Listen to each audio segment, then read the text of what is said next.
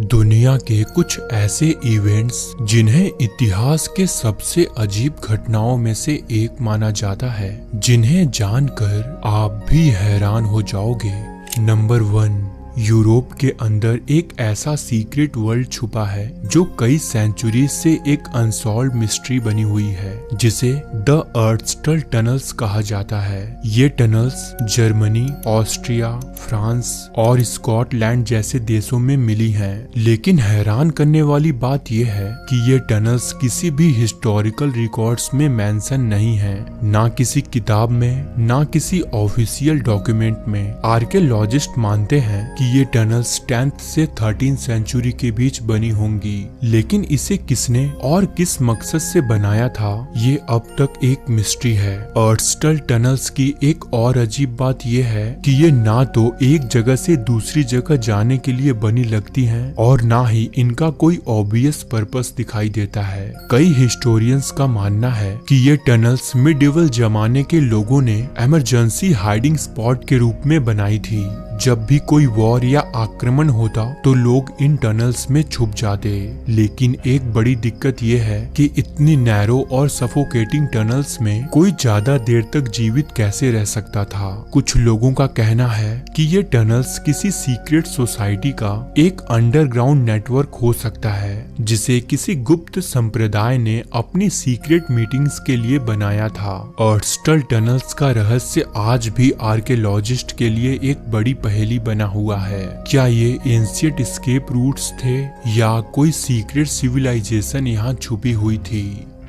Number 2, 2016 में China में एक अजीब और ऑलमोस्ट इम्पॉसिबल लगने वाला केस सामने आया। असल में चाइना की एक 24 साल की औरत हॉस्पिटल में चेकअप्स के लिए गई। उसे छोटी मोटी डिजीनेस और नौसिया की प्रॉब्लम हो रही थी। इस वजह से डॉक्टर्स ने उसका MRI स्कैन किया, लेकिन जो रिपोर्ट सामने आई उसने डॉक्टर्स को हैरान कर दिया। स्कैन में दिखा कि उसके स्कल के अंदर जितनी जगह ब्रेन को ऑक्यूपाई करनी चाहिए थी, उसमें कुछ पोर्शन दिमाग का मिसिंग था। सबसे शॉकिंग बात यह थी कि उस औरत की मेंटल और फिजिकल एबिलिटी ऑलमोस्ट नॉर्मल थी। वो बात कर सकती थी, चल सकती थी और अपनी डेली लाइफ नॉर्मली जी रही थी। सिर्फ हल्की डिजीनेस और बैलेंस का इशू उसके सिम्टम्स में था। एक्सपर्ट्स के मुताबिक ये एक रेयर मेडिकल कंडीशन थी, जिसे हाइड्रोनेनसेफली या एक्सट्रीम हाइड्रोकेफलस कहा जाता है। इस कंडीशन में ब्रेन में सेरेब्रोस्पाइनल फ्लूइड अत्यधिक मात्रा में भरने लगता है और ब्रेन टिश्यूज को रिप्लेस कर देता है। लेकिन सबसे अजीब बात यह थी कि ये केस इतना क्रिटिकल होने के बावजूद वो जिंदा थी। न्यूरोलॉजिस्ट और डॉक्टर्स के लिए ये केस एक मेडिकल मिस्ट्री बन गया।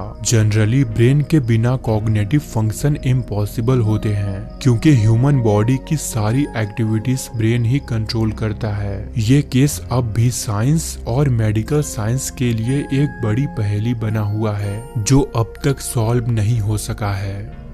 नंबर 3, मध्य प्रदेश के चंदेरी रीजन में एक जगह है जिसे काली घाटी के नाम से जाना जाता है। ये जगह एक हिस्टोरिकल और हंटेड लोकेशन के रूप में भी जानी जाती है। यहाँ एक पुरानी रॉक कट पास है जो एक बड़े से चट्टान को काट कर बनाया गया था। लेकिन ये जगह एक डार्क मिस्ट्री को भी समेटे हुए है, जो आज भी लोगों को कंफ्यूज करती आ रही है। असल में काली घाटी का कंस्ट्रक्शन 1480 के आसपास जैमन खान नाम के एक इंजीनियर ने किया था, जो शेर खान का चीफ आर्किटेक्ट था। कहा जाता है कि सुल्तान का ऑर्डर था कि ये घाटी सिर्फ एक रात में बनाई जाए। जैमन खान ने ये चैलेंज एक्सेप्ट किया और सिर्फ एक रात में ये पैसेज कट कर दिया गया। लेकिन इसके बाद एक हैरान कर देने वाली घटना हुई। जैसे ही कंस्ट्रक्शन कंप्लीट हुआ, जैमन खान ने अपनी जान दे दी। कोई नहीं जान सका कि उसने सुसाइड क्यों किया। तभी से ये घाटी भूतिया और श्रापित जगह के रूप में देखी जाने लगी। आज भी रात के समय यहाँ से गुजरने वाले लोग कहते हैं कि उन्हें इस घाटी के आसपास अजीब आवाजें और एक अनजान शैडो दिखाई देता है। साथ ही यहाँ एक्सीडेंट रेट्स भी काफी हाई हैं। लोकल्स मानते हैं कि काली घाटी बुरी ताकतों और अनसुलझी पहेलियों से घिरी हुई है। नंबर 4, 1996 में रसिया के किस्तिम नाम के एक छोटे से शहर में एक अजीब और रहस्यमयी घटना हुई जो आज भी एलियन एनकाउंटर्स और जेनेटिक म्यूटेशन की मिस्ट्रीज में एक अनसॉल्व्ड केस बनी हुई है। इस कहानी का सेंटर एक छोटा सा अजीब क्रिएचर था जिसे एलियोसेंका कहा गया, लेकिन ये एक म्यूटेंट बेबी था या किसी और दुनिया से आया एक प्राणी, ये आज तक एक बड़ी पहेली बना हुआ है। असल में किस्तिम की एक छोटी सी बस्ती में एक बूढ़ी और मेंटली अनस्टेबल औरत रहती थी जिसका नाम तमारा प्रोसवायरिना था। एक दिन वो एक कब्रिस्तान के पास से गुजर रही थी, तभी उसने एक छोटी अजीब शक्ल वाली क्रिएचर को देखा जो जिंदा थी। उसे लगा कि ये एक बिना माँ का छोड़ा गया बच्चा है और इसीलिए तमारा ने उसे अपने घर ले जाकर पालने का फैसला किया। तमारा उसे एलियोसेंका कहने लगी और उसको दूध पिलाने की कोशिश की, लेकिन क्रिएचर ज्यादा दिन तक जिंदा नहीं रह सका। तमारा को पुलिस ने एक अलग केस में मेंटल असाइलम भेज दिया और बिना केयर के एलियोसेंका मर गया। बाद में जब विलेजर्स को इस क्रिएचर की मौजूदगी का पता चला तो उन्होंने उसकी बॉडी को एक लोकल डॉक्टर्स के पास ले गए, लेकिन जब डॉक्टर ने उसका एनालिसिस किया तो वो हैरान रह गया क्योंकि वो किसी भी नॉन ह्यूमन डिफॉर्मिटी से मैच नहीं करता था। उसके bones normal human skeleton structure से काफी अलग थे, साथ ही उसका डीएनए किसी भी रजिस्टर्ड ह्यूमन जेनेटिक कोड से अलग था। बाद में एक यूएफओ रिसर्चर्स ने उस शव को अपने पास रख लिया, लेकिन कुछ दिनों बाद वो बॉडी कहीं गायब हो गई और उसके बाद से कभी नहीं मिली। कुछ साइंटिस्ट का मानना है कि ये चेर्नोबिल या किस्तिम न्यूक्लियर डिजास्टर का रेडिएशन म्यूटेंट हो सकता है जो सर्विया डिफॉर्मिटीज के साथ पैदा हुआ था। नंबर 5, सैन फ्रांसिस्को का चैम्बर्स मैंसन एक पुरानी और शानदार हवेली है, लेकिन इस जगह से एक अजीब और डार्क कहानी भी जुड़ी है। चैम्बर्स मैंसन को 1800s के आखिर में रिचर्ड चैम्बर्स नाम के एक बिजनेसमैन ने बनवाया था। ये जगह एलिगेंट थी, लेकिन कहानी कहती है कि यहाँ एक हॉरर का एलिमेंट तब ऐड हुआ जब चैम्बर्स की एक छोटी बेटी की डेथ हो गई। कुछ लोग मानते हैं कि उसका मर्डर किया गया था, जबकि कुछ कहते हैं कि एक मिस्टीरियस एक्सीडेंट में उसकी मौत हो गई थी। लेकिन असली कहानी जो भी हो, उसके बाद से ही यहाँ पैरानॉर्मल एक्टिविटीज होने लगी। इसमें सबसे अजीब और अनएक्सप्लेनेड चीज थी एक हाथ का निशान जो एक ग्लास पैनल पर दिखने लगा। मैंसन के नए मालिक जब भी उसे साफ करने की कोशिश करते, कुछ दिन बाद वो वापस आ जाता। इस हैंडप्रिंट का एग्जैक्ट ओरिजिन अननोन है, लेकिन कई पैरानॉर्मल इन्वेस्टिगेटर्स और विजिटर्स का मानना है कि ये उस लड़की की आत्मा का निशान है जो यहाँ बिना जस्टिस मिले भटक रही है। आज तक वो हाथ का निशान चैम्बर्स मैंसन की सबसे बड़ी अनसॉल्व्ड मिस्ट्री है। क्या ये उस लड़की की आत्मा का सिग्नल है जो जस्टिस ढूंढ रही है, या फिर ये सिर्फ एक अजीब कोइंसिडेंस है?